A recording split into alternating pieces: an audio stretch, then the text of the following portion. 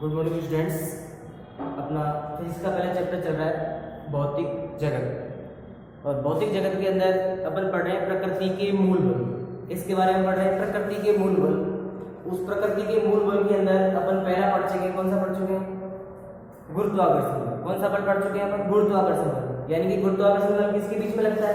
यानी कि दो पिंडों के मध्य में, यानी कि जिन वस्तुओं में द्रव्यमान होता है उनमें क्या लगता है? गुरुत्वाकर्षण बल लगता है।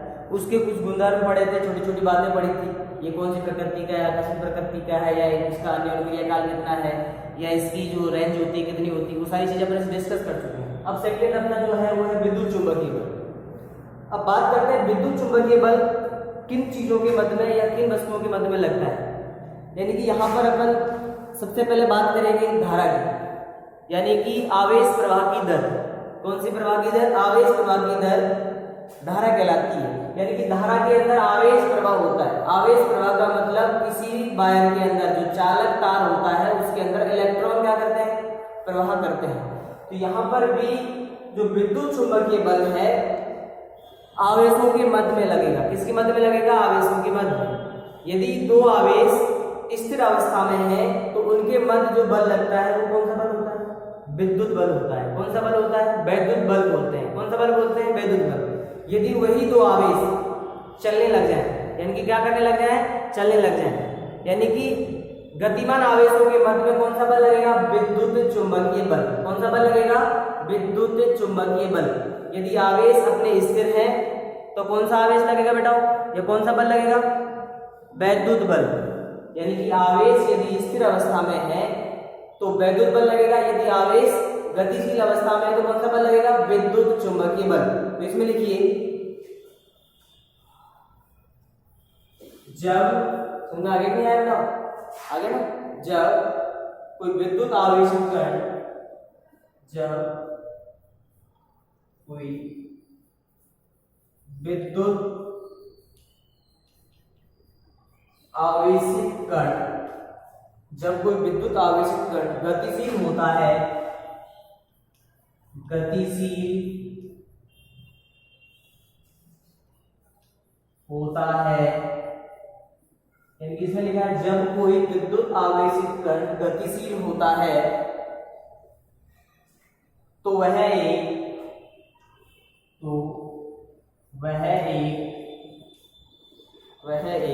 चुंबकीय क्षेत्र, वह एक चुंबकीय क्षेत्र उत्पन्न करता है। वह एक चुंबकीय क्षेत्र उत्पन्न करता है।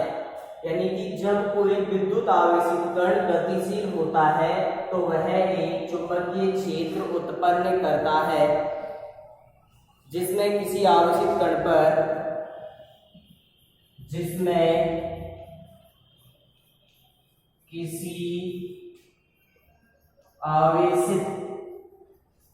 आवेशित कण पर लगने वाला बल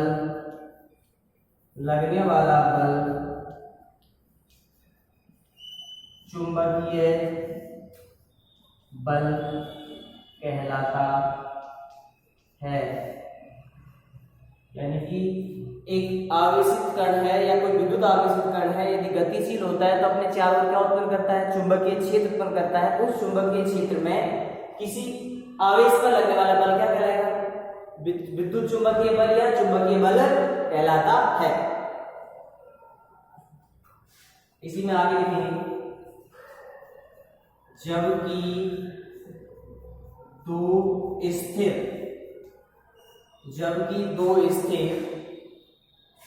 विद्युत आवेशित कण, जबकि दो स्थिर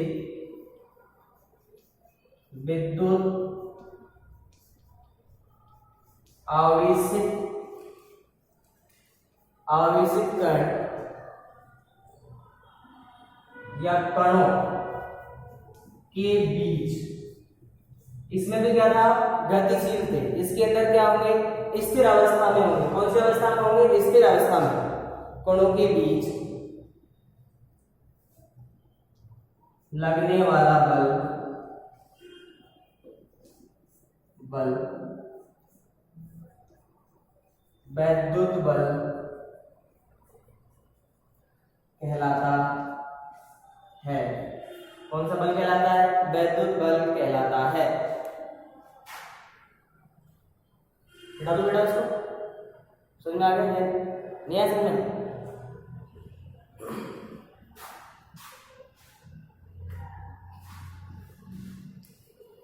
यदि कि कोई आवेशित कण है, यदि इलेक्ट्रॉन, यानी कि किसी चालक तार में क्या होते हैं? इलेक्ट्रॉन प्रवाह करते हैं। इलेक्ट्रॉन को अपन क्या बोलते हैं? आवेश बोलते हैं। क्या बोलते हैं? आवेश। यानी कि आवेशित कण का मतलब क्या है? यहाँ पर इलेक्ट्रॉन। क्या है बेटा? इलेक्ट्रॉन। यदि इलेक्ट्रॉन गतिशील होता है तो अपने चारों क्या उत्पन्न करता है? चुंबकीय क्षेत्र उत्पन्न करता है। उस चुंबकीय क्षेत्र में किसी अन्य आवेश पर या अन्य इलेक्ट्रॉन पर लगने वाला बल कौन सा बल कहलाएगा? चुंबकीय बल कहलाएगा। यदि दो इलेक्ट्रॉन स्थिर अवस्था में है, कौन सी अवस्था में है? स्थिर अवस्था में है, तो उनके मध्य जो बल लगता है उसको अपन क्या नाम देते हैं? वैद्युत बल कहते हैं। यदि आवेश गतिशील है तो चुंबकीय बल, यदि आवेश कौन से है? स्थिर है। स्थिर का मतलब समझना? जैसे तुम दोनों बैठे हो, ये अपने क्या है? स्थिर है। यदि इन आवेशों के मध्य जो बल लगेगा कौन सा बल कहलाएगा? वैद्युत बल कहलाएगा। कोई दिक्कत? बता दूं?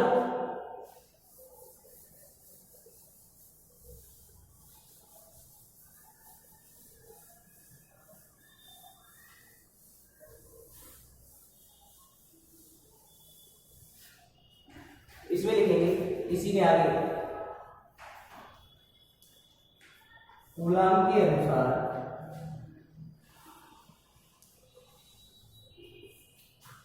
दो बिंदुवत, कूलाम के अनुसार दो बिंदुवत स्थिर आवेशों के मध्य, कूलाम के अनुसार दो बिंदुवत स्थिर आवेशों के मध्य लगने वाले बल का मान, लगने वाले बल का मान उन दोनों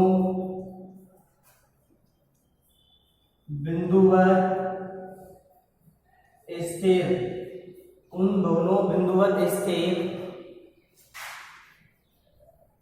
आवेशों के गुणनफल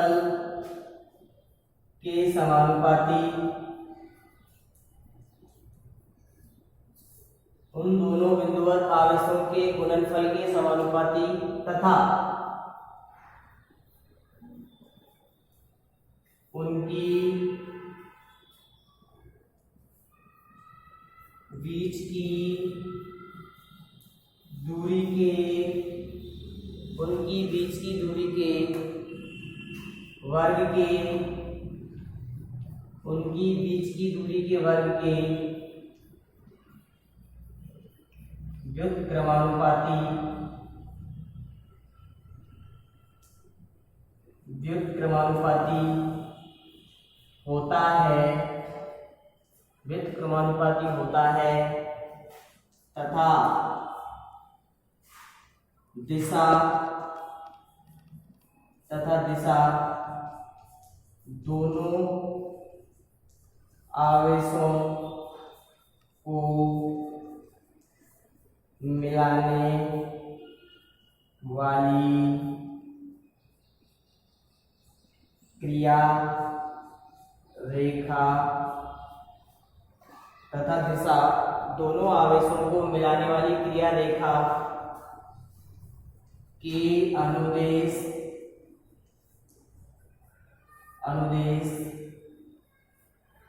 आकर्षण या प्रतिकर्षण की होती है। इनका कहा गया है कि कूलाम के अनुसार दो बिंदुवत स्थिर आवेशों के मध्य लगने वाले वैद्युत बल का मान उन दोनों बिंदुवत स्थिर आवेशों के गुणनफल के समानुपाती तथा उनकी बीच की दूरी के वर्ग के व्युत्क्रमानुपाती होता है। और इस बल की जो दिशा होती है उन दोनों आवेशों को मिलाने वाली क्रिया रेखा में क्या होती है? अनुदिश आकर्षण की होगी या प्रतिकर्षण की होगी। अब देखो आवेश दो प्रकार के होते हैं, एक धनात्मक आवेश होता है, एक ऋणात्मक आवेश होता है। हम सुना है कि धनात्मक और ऋणात्मक आवेश। बैटरी के 2 टर्मिनल होते हैं, पॉजिटिव होता है, एक नेगेटिव होता है, सुना है, प्लस और माइनस। यदि मैं कहूँ मेरे पास 2 प्लस है, तो बताओ समान आवेशों में क्या लगेगा, आकर्षण या प्रतिकर्षण? प्रतिकर्षण लगेगा। यदि मेरे पास एक माइनस और एक प्लस, दोनों में क्या लगेगा, आकर्षण। तो आवेश 2 प्रकार के होते हैं, तो इनमें आकर्षण भी हो सकता है या प्रतिकर्षण भी हो सकता है, क्योंकि 2 बिंदुवत आवेश यदि प्लस प्लस हुए तो क्या लगेगा, प्रतिकर्षण। एक माइनस का हुआ, एक प्लस का हुआ, तो क्या लगेगा, आकर्षण। तो यानी कि जो कूलम्ब बल है इसकी प्रकृति कैसी है, आकर्षण की भी होती है और प्रतिकर्षण की भी होती है। उदाहरण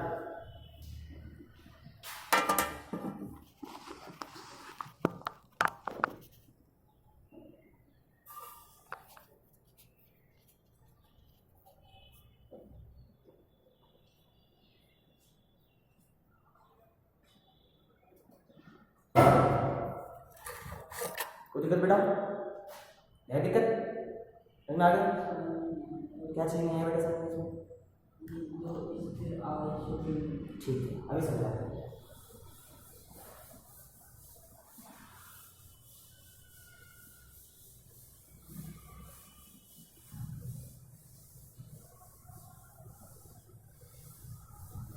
देखिए मैंने बोला 2 स्थिर और बिंदुवत, कौन से हैं, 2 स्थिर और बिंदुवत। बिंदुवत का मतलब डॉट के रूप में कोई चार्ज उपस्थित है। किसके रूप में उपस्थित है, डॉट के रूप में। मान लेते हैं यहाँ पर Q1 चार्ज है और यहाँ पर क्या है, Q2 आवेश। क्या है, इस वाले बिंदु पर Q1 चार्ज उपस्थित है और इस वाले पर क्या है, Q2। दोनों क्या है, स्थिर है। दोनों क्या है, स्थिर और बिंदु के रूप में उपस्थित है। किसके रूप में उपस्थित है, बिंदु के रूप में। ये चौक है, चौक तो पार्टिकल है, लेकिन मैंने बोला ये क्या है, बिंदु। यानी कि इतना सा कोई आवेश है अपने पास, जिसका मान क्या है, Q1 है, इस वाले का नाम क्या है, Q2 है। इन दोनों के बीच की दूरी क्या होगी, मान लेते हैं R। और मैंने बोला इन दोनों आवेशों को मिलाने वाली क्रिया रेखा में क्या होती है, अनुदिश आकर्षण की होगी या प्रतिकर्षण की। बताइए यहाँ पर जो बल लगेगा, आकर्षण लगेगा, प्रतिकर्षण लगेगा, दोनों ही प्लस प्लस के आवेश है, प्रतिकर्षण लगेगा। क्या लगेगा इसमें, प्रतिकर्षण।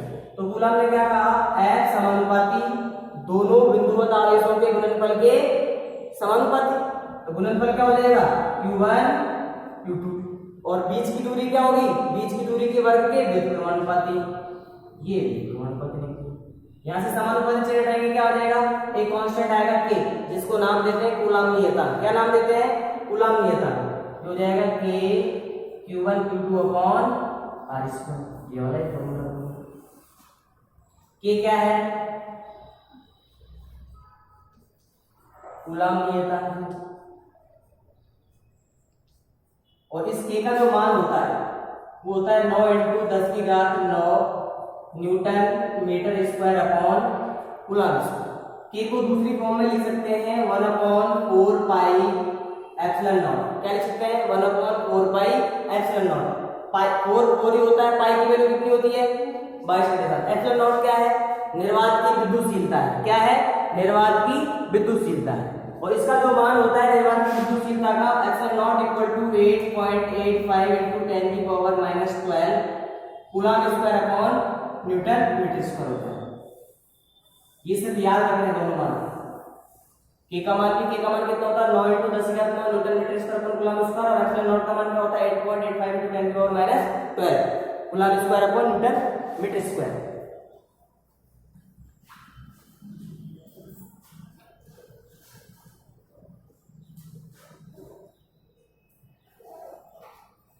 बता लिया बेटा, तुझे तू क्या रहा सर चलना पड़ेगा बता दो बेटा।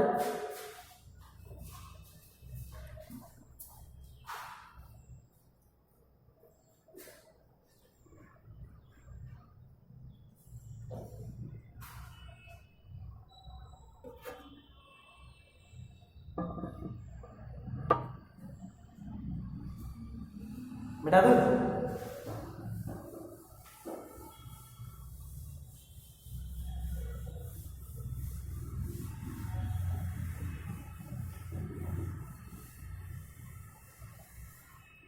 और लिखोगे महत्वपूर्ण बिंदु।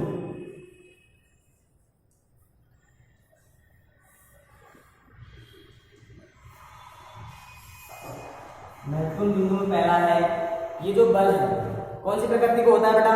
आकर्षण प्रतिकर्षण प्रकृति का होता है। लिखेंगे यह है आकर्षण व प्रतिकर्षण प्रकृति का होता है। यानी कि जो कूलम्ब बल है ये आकर्षण प्रकृति का भी होता है और प्रतिकर्षण प्रकृति का भी होता है।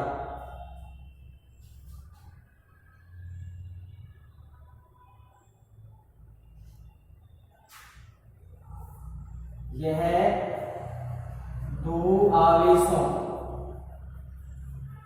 के मध्य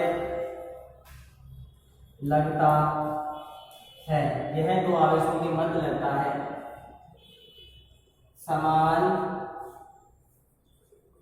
आवेशों के मध्य प्रतिकर्षण व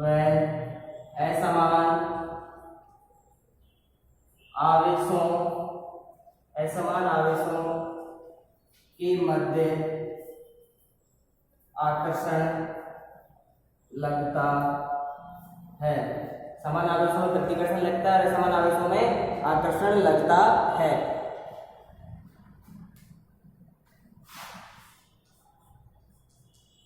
स्थिर आवेश अपने चारों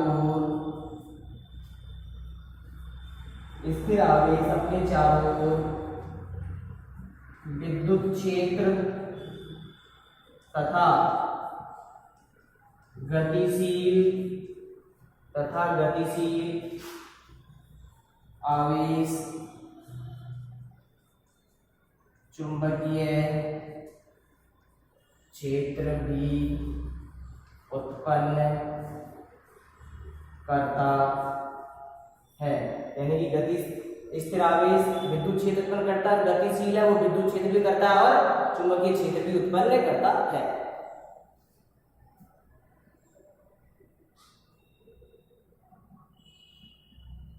कुछ बता दो बेटा।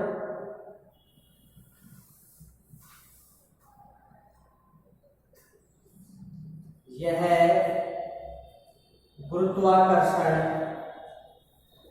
बल से 10 की पावर 36 गुणा प्रबल होता है।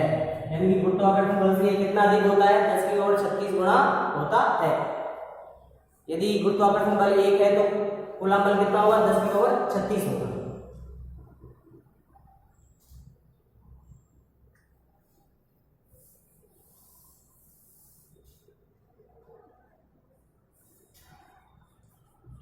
इसका अन्योन्य क्रियाकाल 10 की पावर -15 सेकेंड होता है। इसका अन्योन्य क्रियाकाल कितना होता है? 10 की पावर -15 सेकेंड होता है। आज की इस क्लास में यहीं पे विराम देते हैं बेटा। Thank you, have a nice day.